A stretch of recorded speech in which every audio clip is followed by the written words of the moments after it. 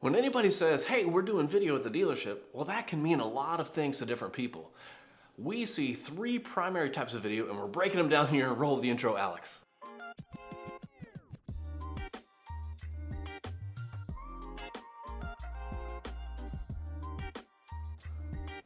The first kind of doing video is the one we hear about the most. Salespeople and service techs sending videos to customers of vehicle walkarounds and the results of a multi-point inspection.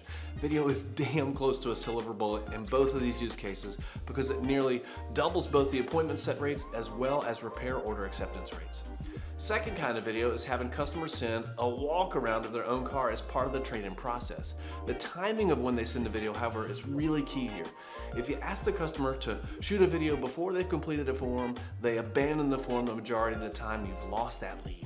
If you ask for the video after they've actually got the value, actually something of value to them, those motivated customers are gonna hop up and send in that walk around video to you.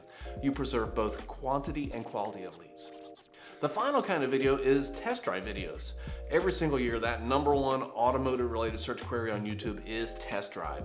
Providing test drive videos on your site keeps buyers on your site, connects them to the emotional buying mentality of the shoppers, and here's what we mean by that. Pictures and 360 tools help show the condition of the actual vehicle on a dealer's lot. Personalized videos work in that same vein, but it adds a warm introduction to the sales staff.